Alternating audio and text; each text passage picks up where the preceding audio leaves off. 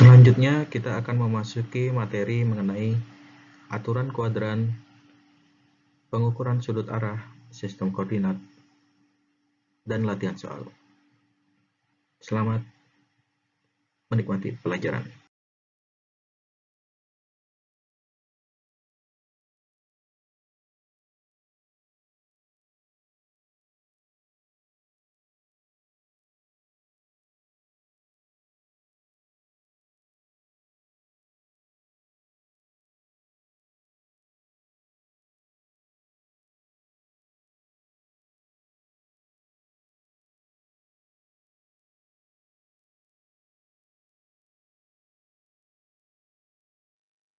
Bagian kedua, yaitu terkait dengan aturan kuadran. Adapun alasan dari aturan kuadran ilmu ukur tanah yang searah jarum jam adalah karena peralatan pengukuran sudut menggunakan bantuan magnet bumi yang nilainya bertambah besar searah dengan jarum jam. Aturan kuadran adalah merupakan apabila kuadran 1 disebut kuadran 1 karena memiliki delta X positif dan delta Y positif, sehingga hasil hitungan pada rumus ditambah dengan sudut kuadran pada kuadran 1 yaitu 0 derajat. Apabila berada di kuadran kedua, disebut kuadran kedua karena delta X positif dan delta Y-nya negatif. Dan hasil hitungan sudut kuadran tadi ditambah dengan 180 derajat. Kuadran ketiga disebut 3 karena X negatif, Y negatif, sehingga hasil sudut tadi ditambah dengan sudut 180 derajat.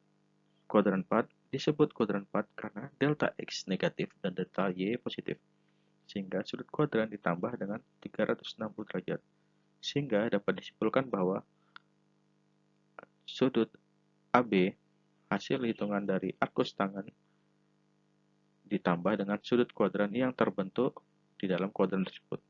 Cara menentukan sudut ada di kuadran yang mana dengan melihat delta X negatif atau positif dan delta Y negatif atau positif pada kuadran yang mana. Yang ketiga, pengukuran sudut arah, dalam hal ini azimut dan bearing. Terkait tutorial, mari kita saksikan. Mari kita saksikan video azimut berikut.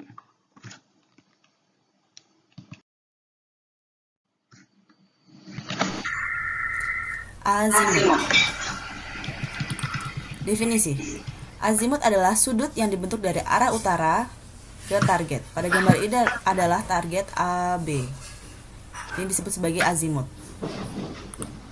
Macam-macam azimut. Berdasarkan arah utaranya, azimut dapat dibedakan menjadi 3. Yang pertama, azimut geodetik, menggunakan utara sebenarnya yaitu true north, yaitu kutub utara.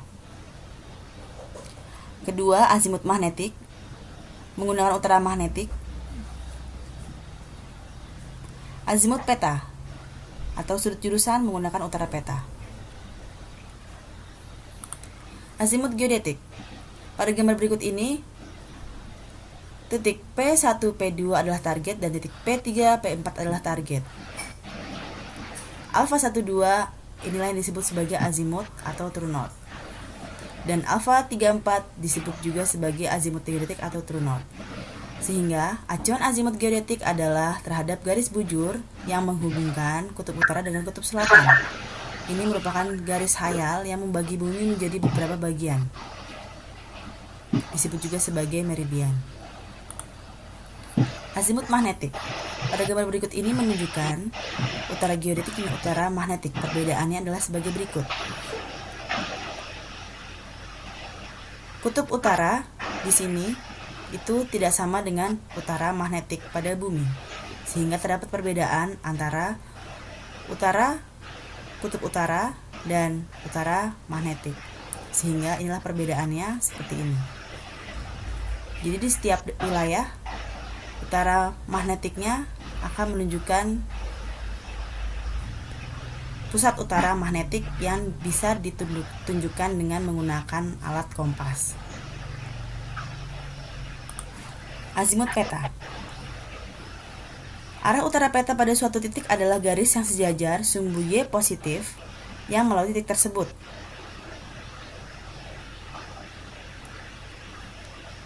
Azimut yang beracuan arah utara peta ini disebut dengan sudut jurusan.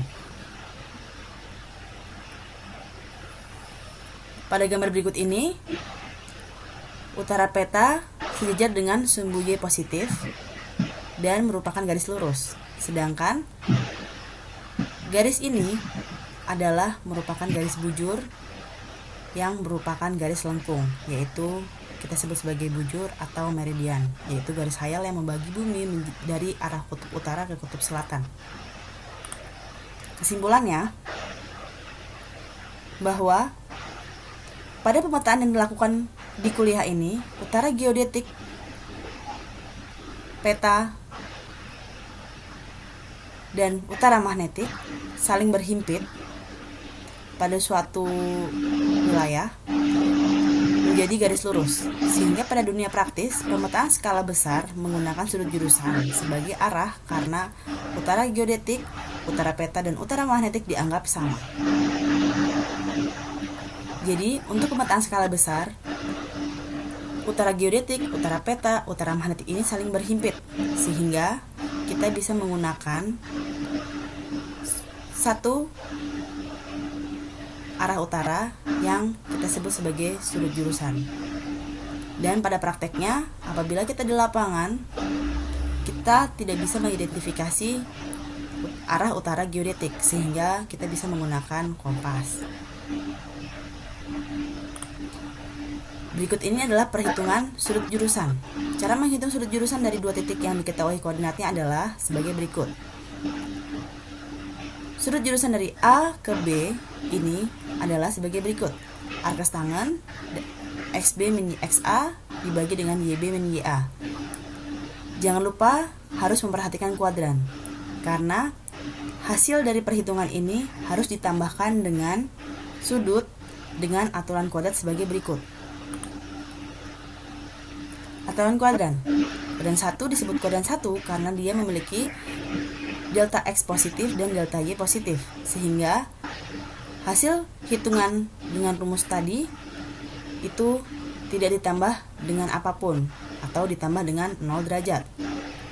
Apabila berada di kuadran kedua, disebut kuadran 2 karena dia delta X-nya positif dan delta Y-nya negatif. Dan hasil hitungan sudut ukuran tadi itu ditambah dengan 180 derajat. Kuadran 3 disebut kuadran 3 karena delta X-nya negatif dan delta Y-nya negatif, maka ditambahkan dengan 180 derajat. Kuadran 4 disebut kuadran 4 karena delta X-nya negatif dan delta Y-nya positif, maka ditambahkan dengan 360 derajat.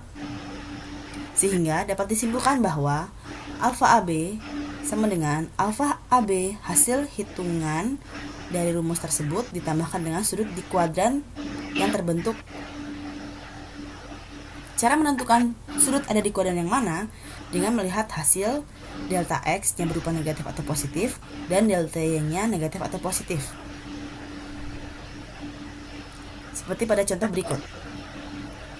Diketahui titik A 5,2 dan B 2,3. Berapakah sudut jurusannya? Jawaban adalah sebagai berikut. Alfa AB sama dengan arcus tangen dari XB min XA dibagi YB min YA. Arcus tangen 2 dikurangi 5 dibagi 3 kurangi 2. Sehingga sama dengan arcus tangen minus 3 per 1. Angka ini menunjukkan bahwa delta X-nya adalah negatif dan delta Y-nya adalah positif. Di kuadran manakah sudut ini terbentuk? Kita bisa lihat gambar tadi. Delta X negatif, delta Y positif. Delta X negatif, delta Y positif. Maka dia berada di kuadran 4. Sehingga hasil perhitungan ini arcus tangen minus 3 dibagi 1 sama dengan minus 71 derajat 33 menit 54 detik. Ditambahkan dengan aturan sudut di kuadran 4, yaitu 360 derajat. Sehingga sudut jurusan alfa AB adalah 288 derajat 26 menit 6 detik. Kesimpulannya, Sudut ini berada di kuadran 4, sehingga sudut hasil perhitungan ditambahkan dengan 360 derajat, sehingga hasil sudut jurusan AB adalah 288 derajat 26 menit 26 detik. Maaf, 6 detik. Demikian, terima kasih.